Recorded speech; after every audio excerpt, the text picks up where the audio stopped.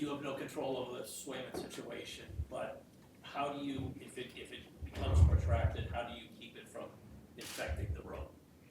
Well, Bruins, we always control what we control, which is, who the players are here and how we're going to handle that.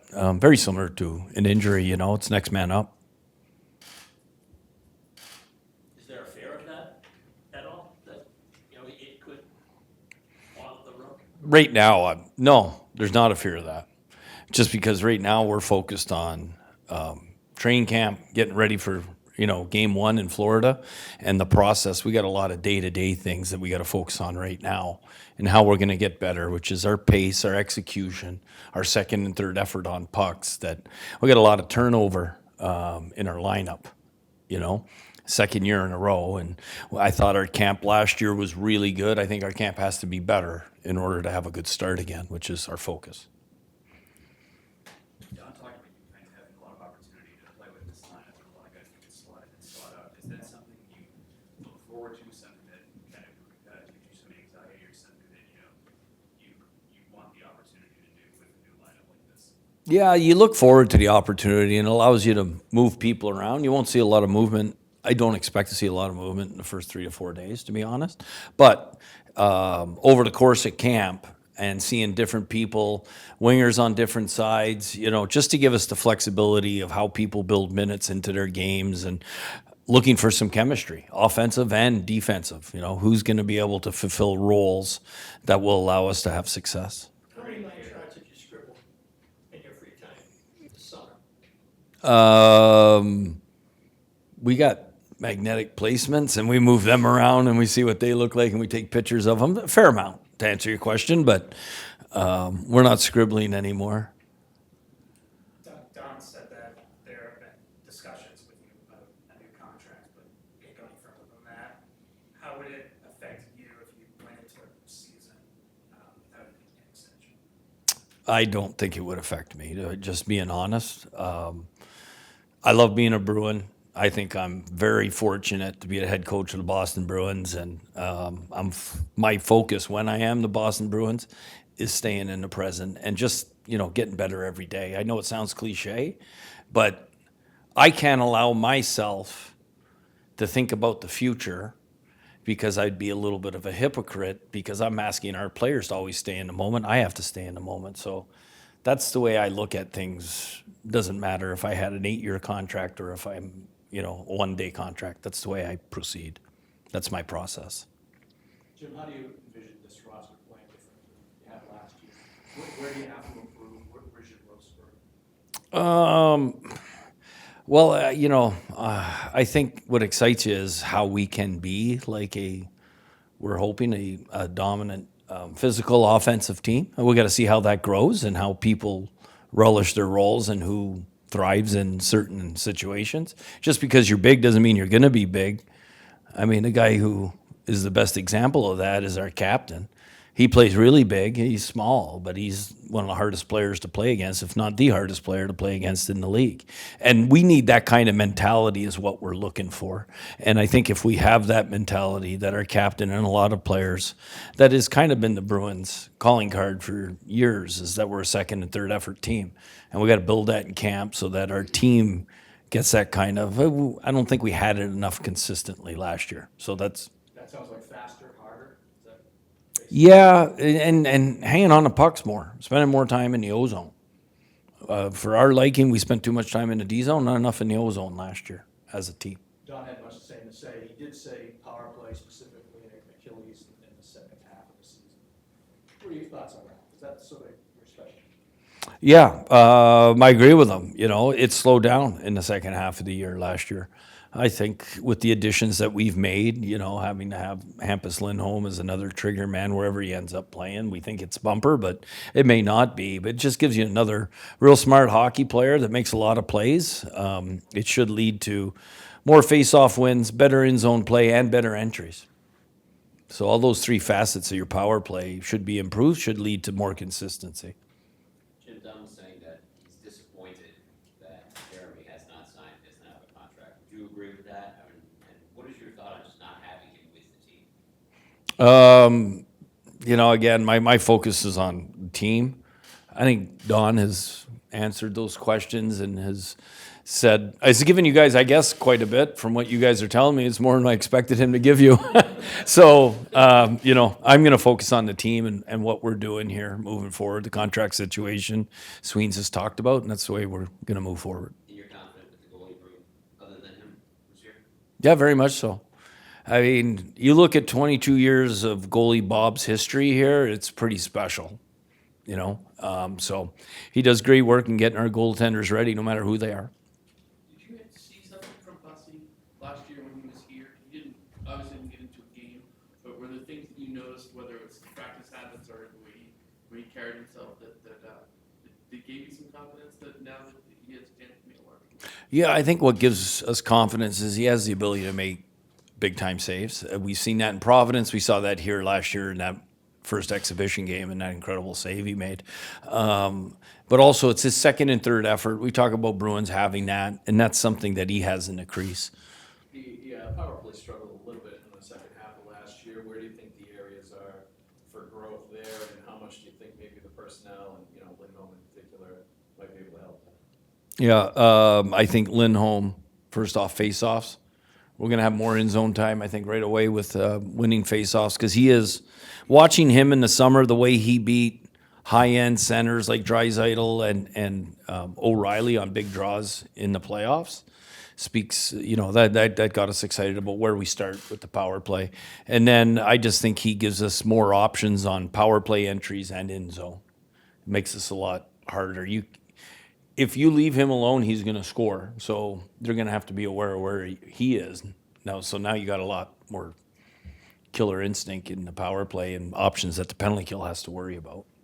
Matt Poitras obviously forced everyone's hand last year, stayed around until an injury.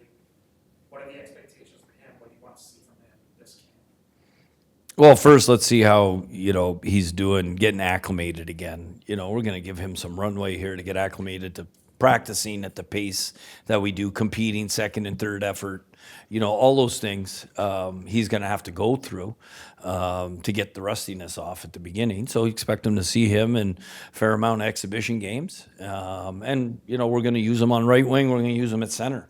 Where is he going to best be able to help and make him most comfortable? You know, give him the best opportunity to shine. It's not your first look at Merkelhoff and Lysell. What to this point has prevented them from sort of getting over the hump? No, I don't. You know, I think most players, if you look historically, most players spend a couple of years in the American League before they progress into the NHL. And I think I can see maturation in both those guys about how they're comporting themselves as people and how they're walking around here. They're more comfortable in their skin. I think it's going to translate to how they are more comfortable in how they're playing. I think it's pretty clear that we're a puck possession team and we're a team that wants to win one-on-one battles. Those are areas that every young player, I don't want to use the word struggle, but that's an area where they always show the most growth. And for offensive players like Merkelhoff and Lysell, they need to have the puck on their stick. To get the puck on their stick, they got to support pucks really well, and they got to win battles. That's how they increase their puck possession numbers. And when they do, they make plays. And they've shown that in Providence, and we're looking forward to showing that here, camp. You said you needed to have a better camp than last year. With the number of spots that are The team you're talking about? Yeah.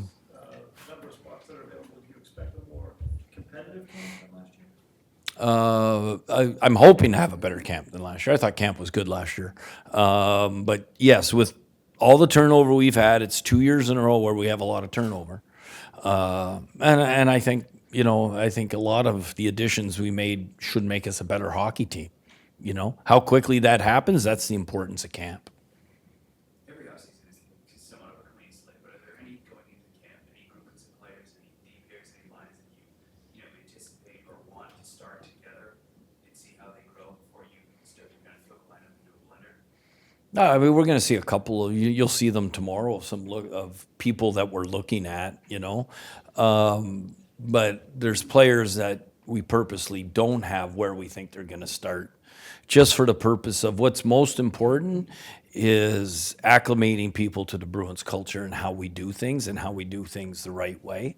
And you need to separate your core veteran leaders in order to do that. And like some of those are like Frederick and Geeky taking on more roles. Like it's just not the McAvoys, Pasternaks, and Marchands and Coils of the world. There's other people that need to spread that web. So that's why you're going to see some that you're going to be like, okay, that could be a D pairing, that could be a line, and then you're going to be like, well, what's going on here? Well, it's just me.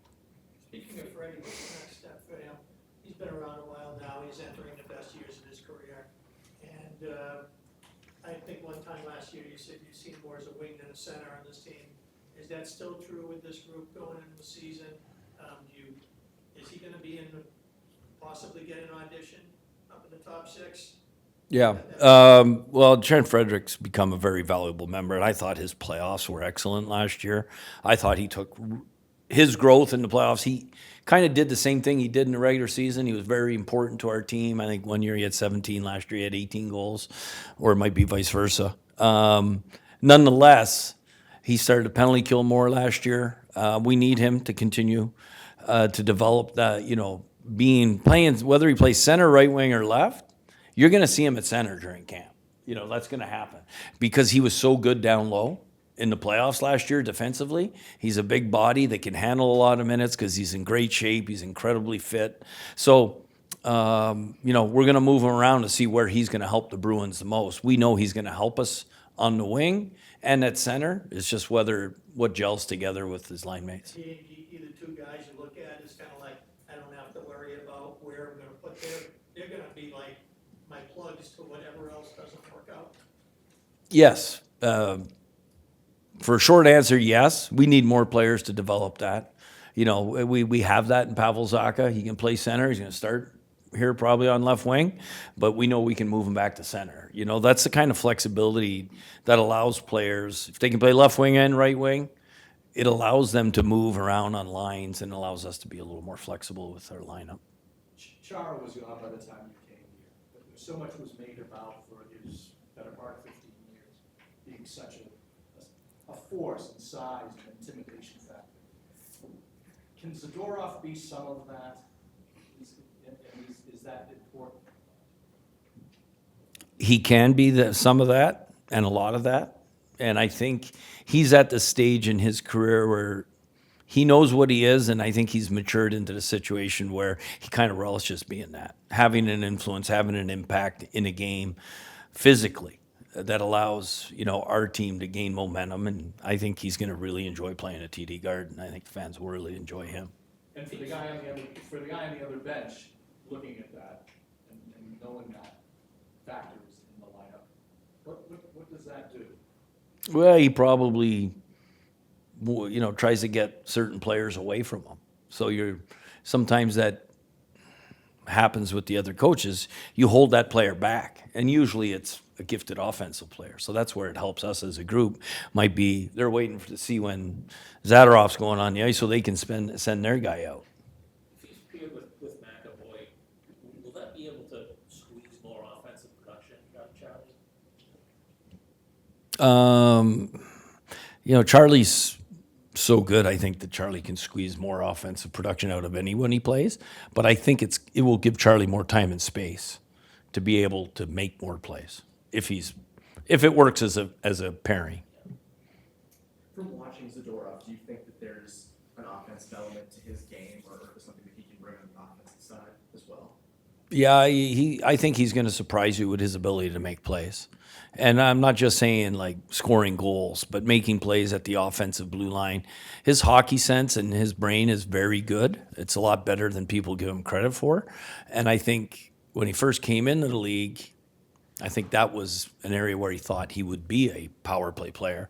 I think he knows now, and that's the maturation process that a lot of players, almost everybody goes through, unless you're a McDavid that comes in or a Crosby that comes in and you know who you're going to be what you are for many years. But for him, I think you'll be surprised how much he finds the middle. He makes subtle plays on breakouts and neutral zone, that are going to make our decor very, very diverse. Will there be a conscious effort to free up Hampus Lindholm a little more, get him more involved offensively, or would it be okay if he's in the defensive shutdown? Yeah, I think Hampus, we rely on Hampus for 200-foot hockey. When his offense comes, and last year, I know everyone believes his offense wasn't what it was the year before, but nonetheless, this is someone that helps us a lot every night. And he relishes being a shutdown guy, but he also knows he's a guy that we rely on to help our offensive engine go. And to answer your question, is he going to be put in situations to push that more? I don't think we need to do that. I think it's just going to organically happen because of how good he is. Back to your power play for a second. Charlie's been your main guy back there as the shooter, sometimes reluctantly in that role. Is he back in that role again this year as you head in? And have you got other options? We fully expect Charlie McAvoy to be our power play one quarterback back there. He's still a little bit in the infancy of his development as a power play quarterback one. Really, I think this might be his fourth year, going into his fourth year. And 2 years ago was a little bit of a Bosch year because he was out for the first 2 months. Power play was going so well, so we didn't put him there right away. And then at the end of the year in the playoffs, when we lit up in the first round real well in the power play, he was running it. And, last year again, he did a real good job in the playoffs running the power play. So he's going to run our power play, and I expect him, just like he knows he needs to pound more pucks, and that's going to open up elbows more, and it's going to open up more rebound chances. And we look forward to his growth in that area.